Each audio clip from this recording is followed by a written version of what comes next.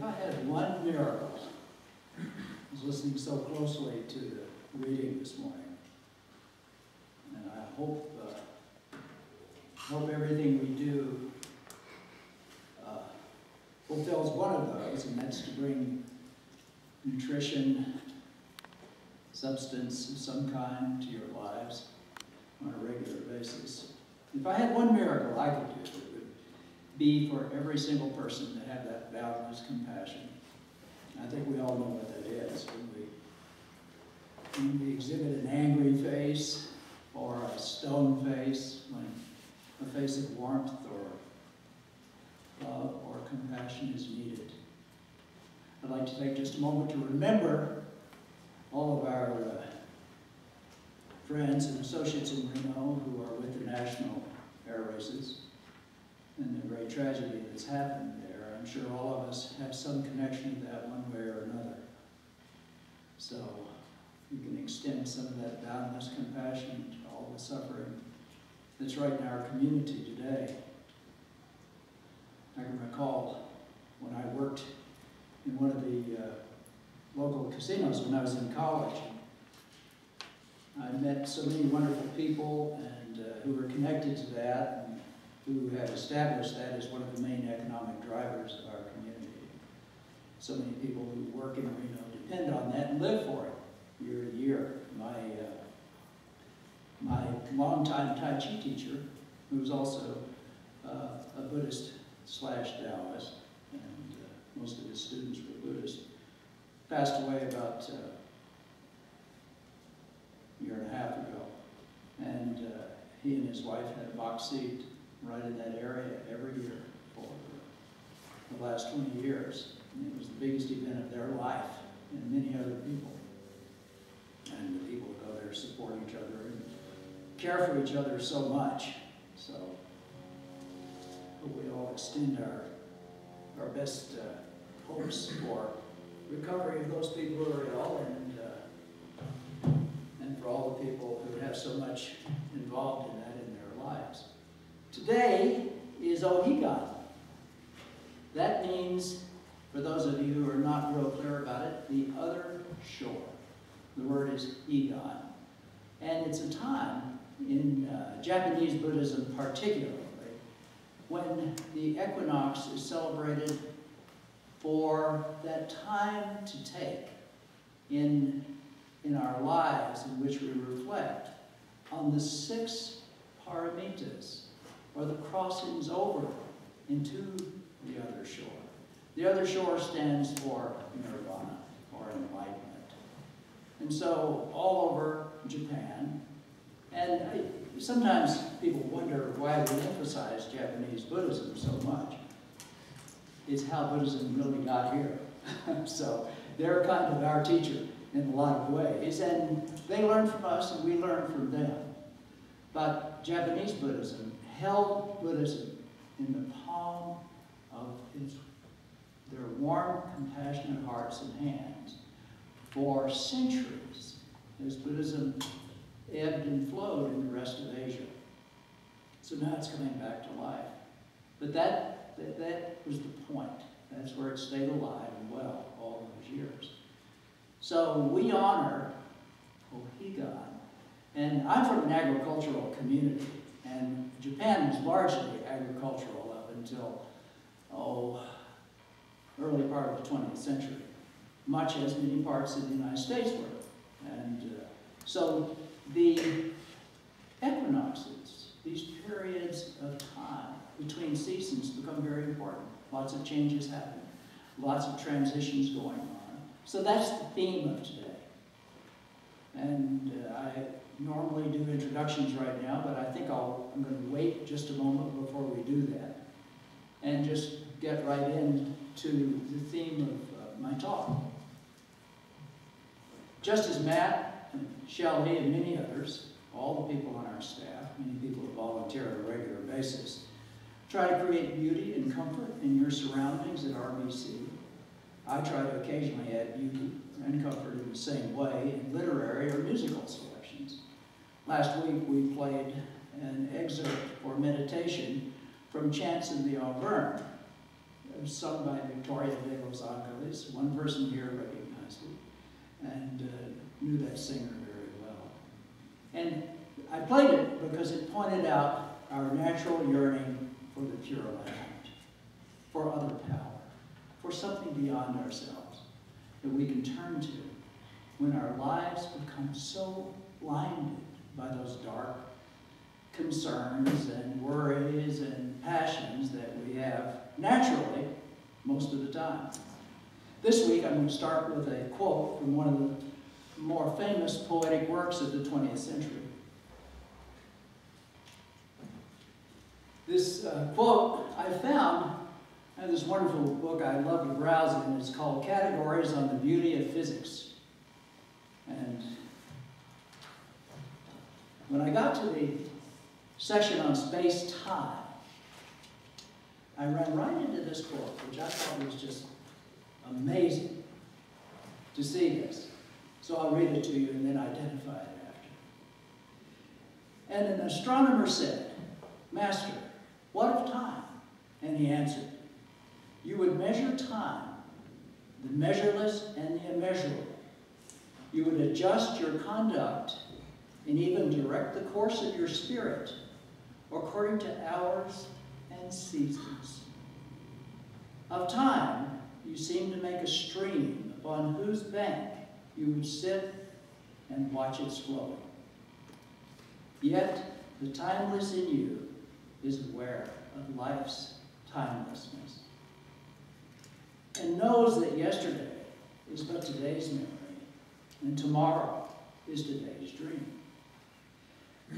And that which sings and contemplates in you is still dwelling within the bounds of that first moment which scattered the stars into space. Who among you does not feel that his power to love is boundless?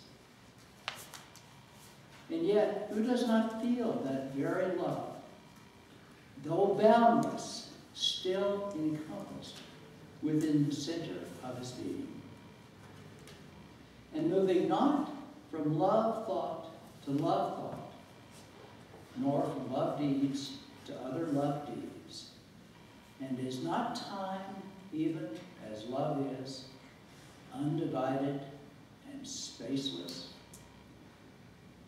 But if in your thought you must measure time into seasons, let each season encircle all the other seasons, and let today embrace the past with remembrance and the future with longing.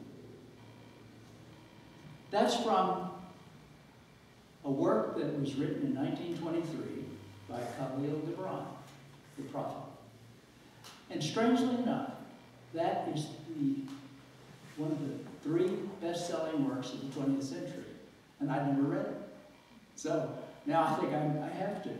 But it reminded me so much of Shinran's search for the Pure Land, and of the words that I'm going to share with you from one of the most famous excerpts from the Sutra of Infinite or Immeasurable Life, the long Sukhavati Sutra.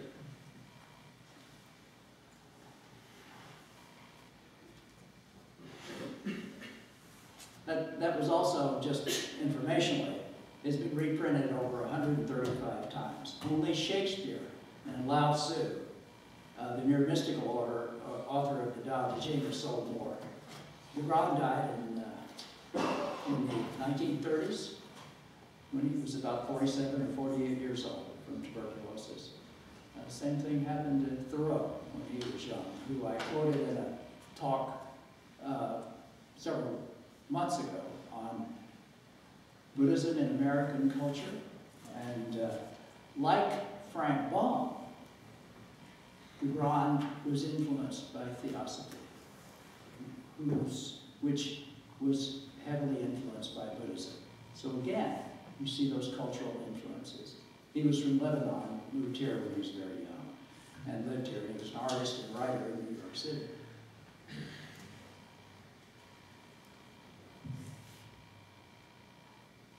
other parts of that quote remind me of the equinox and of the changing of the seasons. The meaning of Ohigan, as I mentioned before, is the other shore of nirvana.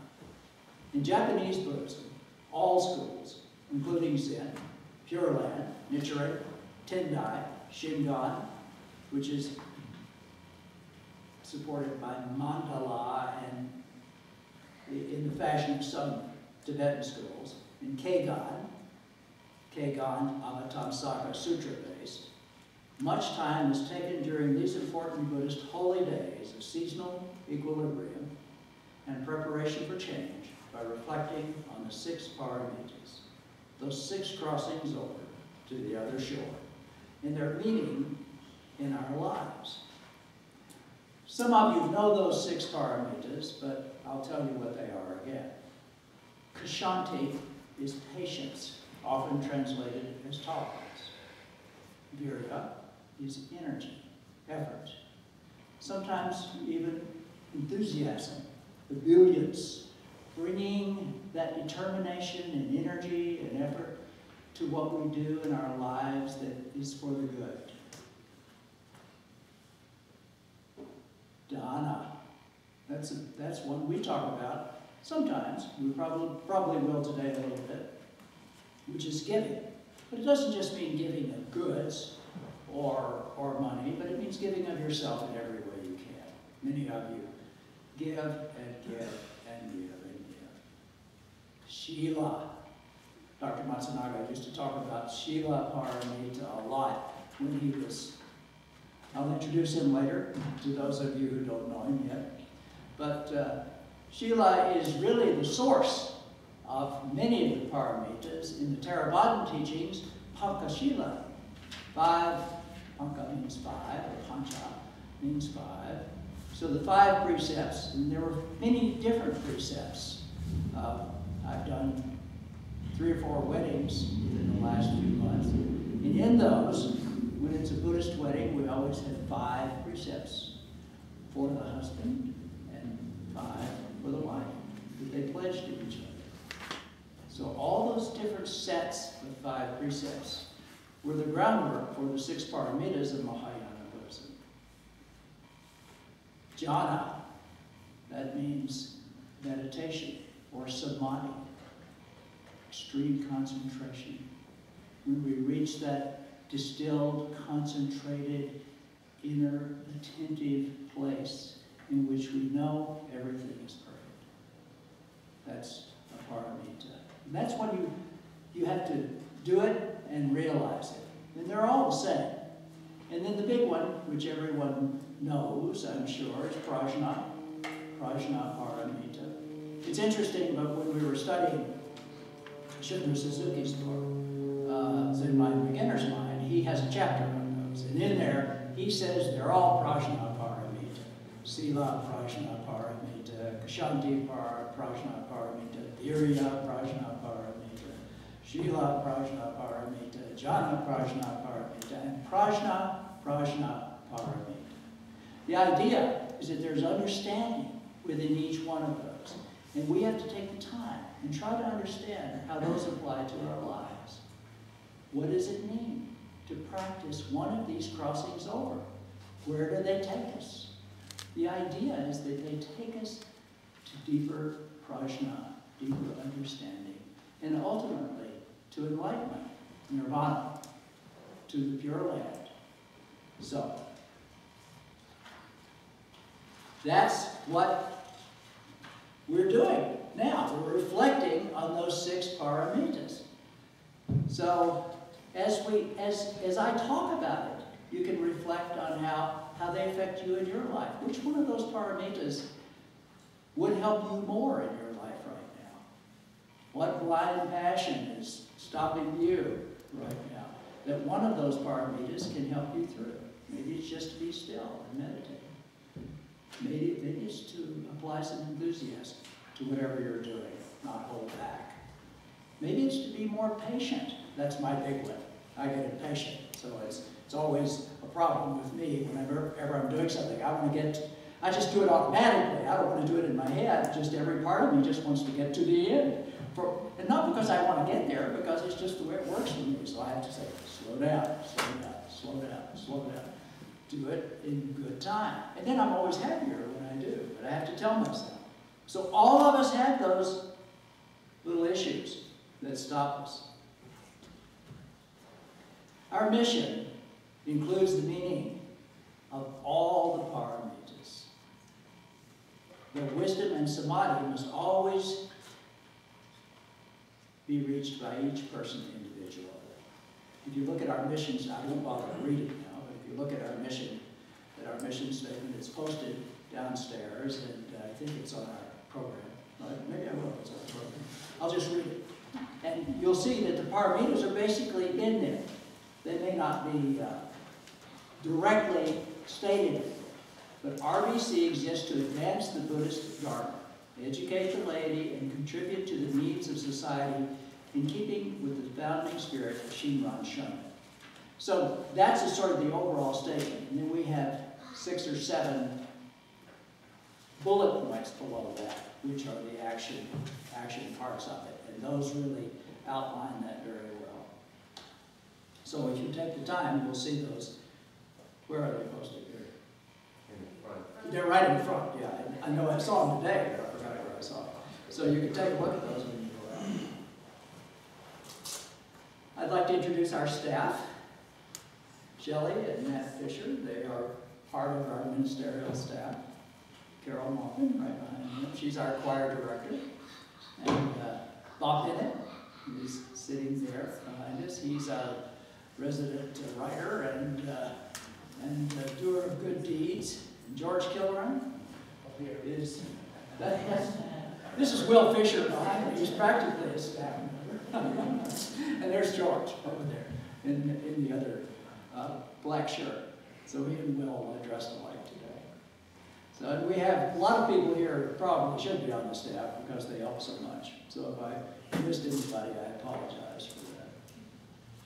Today I want to introduce one of the really great works of Shin Buddhism. It's called Tanbutsuge, in praise of the Buddha. Translated loosely in song and praise of the Buddha. This is extracted from the longer sutra of immeasurable life or infinite life, Sukhabhati Sutra, Sukha Bhakti, Pure Land Sutra. So I'm going to read it directly from the sutra and then go into it. It's not long. It takes about an hour. I wouldn't do that to you. This is, so it's, and I think a lot of people, we chant this on special occasions. And it's often chanted this time of year. And I remember when I studied with Dr. Matsunaga, I'll tell you about that in a minute. This was his favorite chant. This is the one that meant everything to him. He called it the Sutra of No Regrets. And you'll understand why when I get to the end of it. It has 2 titles. In praise of the Buddha, the Sutra in praise of the Buddha, and the Sutra of No Regrets. The beginning and the end. In praise of the Buddha, a radiant countenance so sublime, the august presence limitless, blazing like light, like this, has no equal. In your presence, the blazing, the light of the sun, the moon, precious stones and pearls are all completely eclipsed, appearing like thick black ink. We've all been in the presence of someone or something whose or what presence has affected us that way. We did a baby blessing recently, and I read a section of this, that baby blessing. And that baby was so important to that family because they'd struggled so hard to make that adoption permanent over about a year. And when I read that about the shining beauty, you could just see the room glowing from the shining beauty of that baby. So it can apply to that Buddha nature within anyone that comes to us when we see it so radiantly, so filled with boundless love and compassion. That's really the meaning of Buddhism, this boundless compassion that we sense when our own hearts are warm and we sense that beauty in other people. The expression on the Tathagata's countenance surpasses things of this world. It is beyond comparison. The magnificent voice of the perfectly awakened one reverberates throughout the 10 directions. His moral habits, learning, vigor, mental concentration, wisdom, august virtues, paramitas, are peerless, superb, and rare. With depth and clarity, he skillfully brings to mind the ocean of the Dharma of all the Buddhas, reaching deep, exhausting its mysteries, fathoming its precipitous depths. Ignorance, craving, and hatred never arise in the mind of the world-honored one. Among humans, a hero, a lion, whose majestic powers are measureless. With a vast stock of merit, with wisdom deep and sublime, the august appearance of Buddha's radiant light makes the many thousand-fold world system quake. May I too become a Buddha like the King of Dharma. I will ferry other beings across the ocean of birth and death. Not one will remain without being liberated. Generosity, restraining the mind, morality, patience, vigor, the paramitas. Likewise, mental concentration and wisdom I will make perfect. I vow to attain Buddhahood, fulfilling this vow in every way. I will bring great peace to all those who are in fear. Can we do that?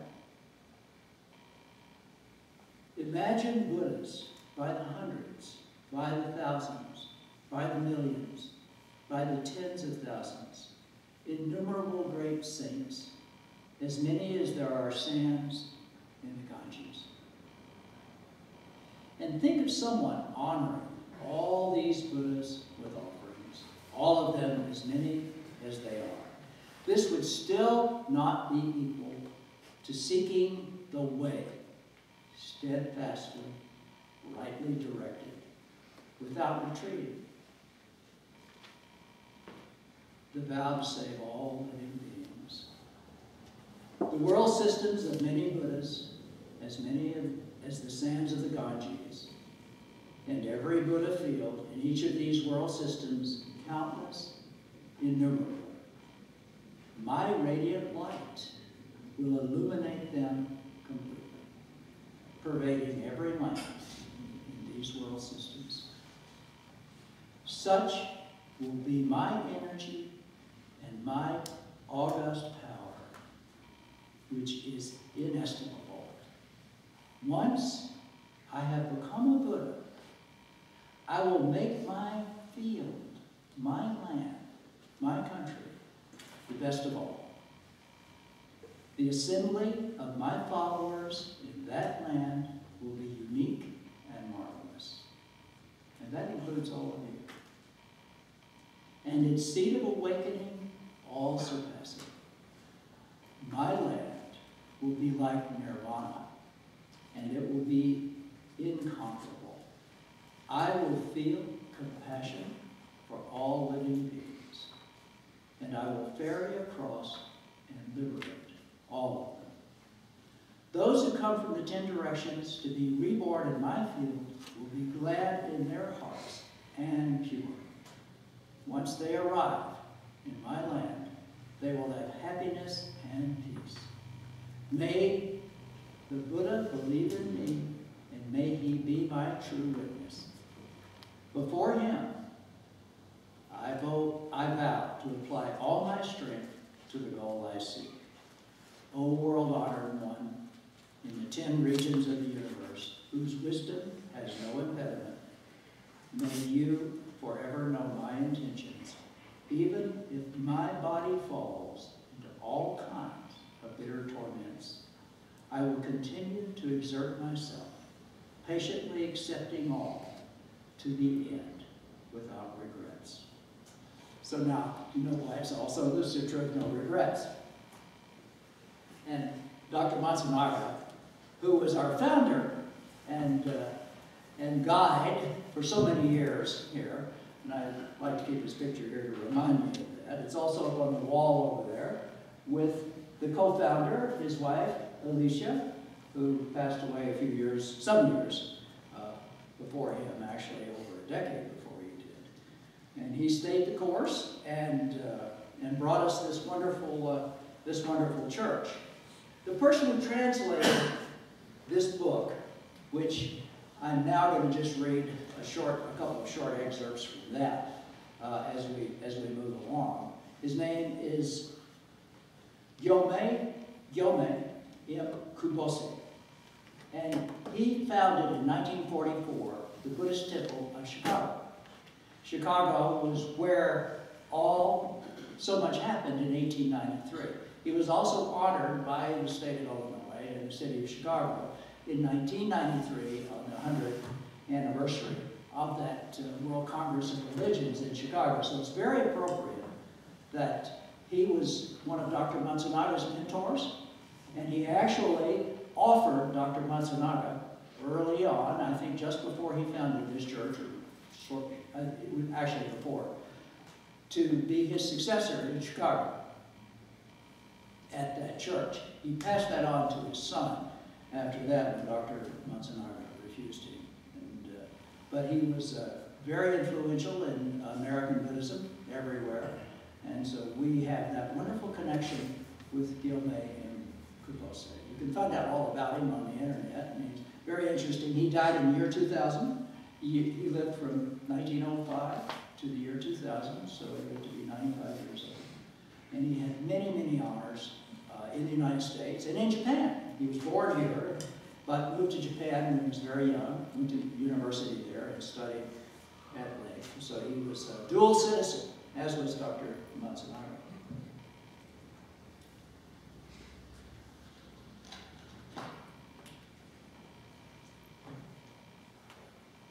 Recently, I've had some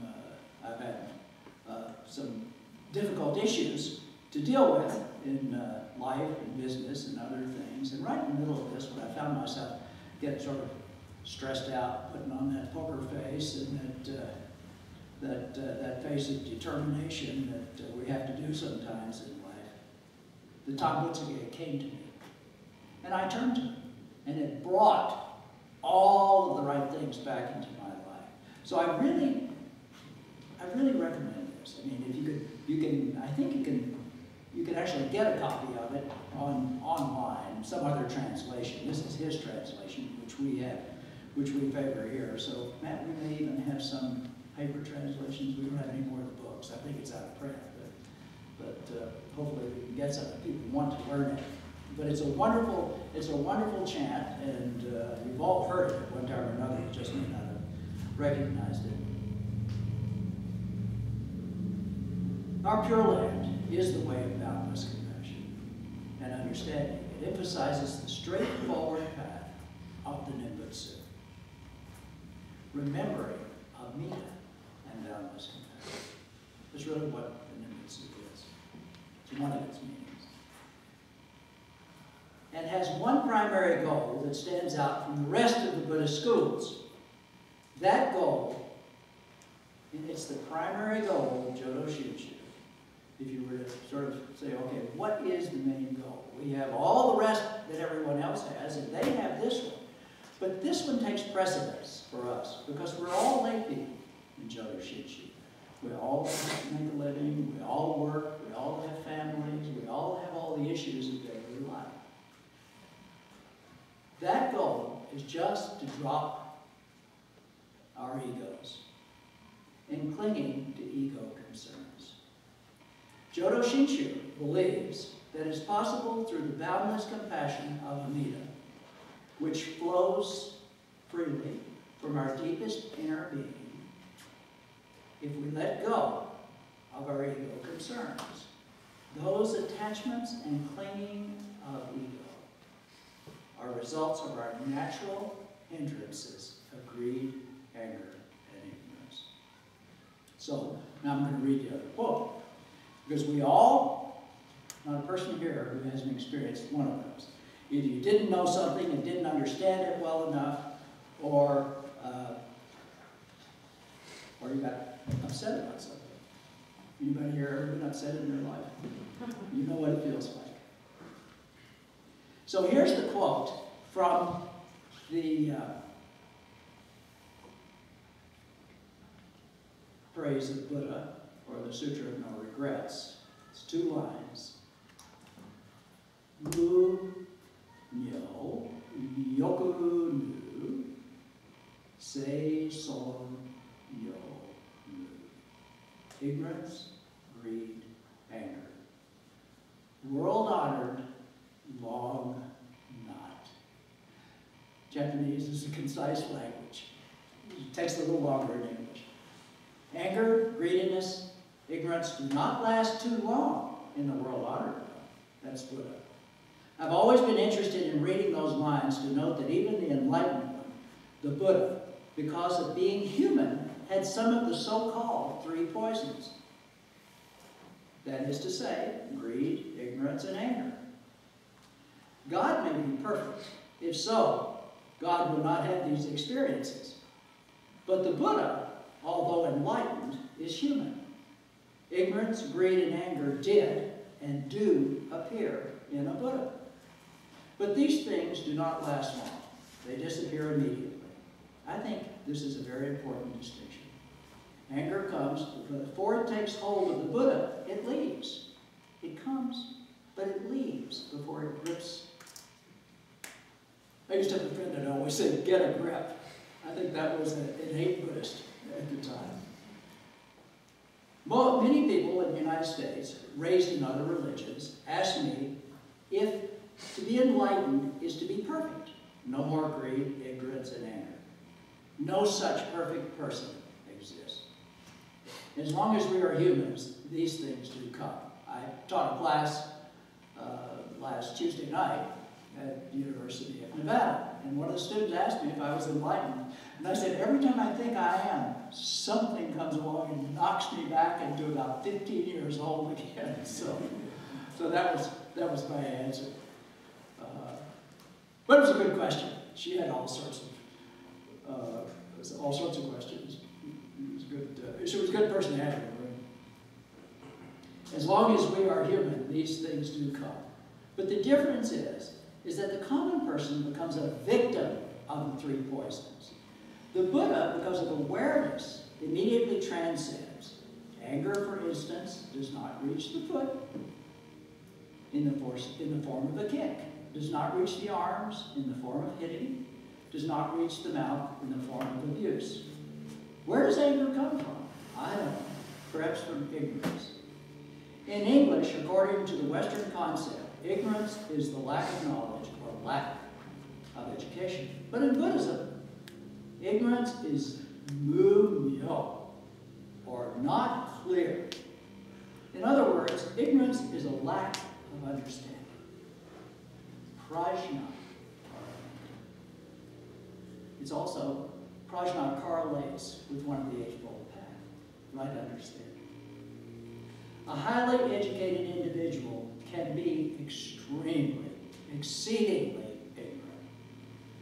Anger comes because of lack of awareness. It is not knowing the truth about things that causes anger, but by seeing clearly, the mumyo, or ignorance about it, ceases. Anger does not cease by suppression or control.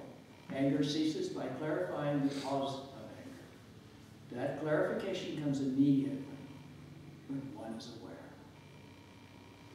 When one is angry, one forgets oneself. Passion takes over, and the real self is lost. But awareness sees the true reality of anger, how foolish it is, how useless it is, and then anger ceases. Anger is such that it cannot be controlled or suppressed. Only by awareness does anger cease. And that's just an example of the commentary from this wonderful book. I have one more quote from Kubose, which I want to share. And this is the other side. This is the other side of dropping our ego. A little bit about him. I'm going to take just an extra 3 minutes because I think it's worth it for you all to get to know one of Dr. Matsunaga's good mentors and friends. Sunday night, this is a little description of him, and then the quote, and then we'll close. Sunday night, and it was beginning to get dark. This is in Chicago, not far from the Chicago Buddhist temple. The barriers had come down, and some of the work crew were gathered in the parking lot, resting up for the next effort, perhaps taking the trash out to the dumpster. The children of the neighborhood were wandering in and out. Other people from the buildings nearby had come too. In the midst was the dull-eyed crew, myself among them. I was thinking of my tired feet and other spiritual factors, such as whether we needed gas in the car. Then I saw Reverend Kubose come through the gate, very peacefully, very quietly. I thought of the hours he had kept throughout the weekend and that he was in his 80s already.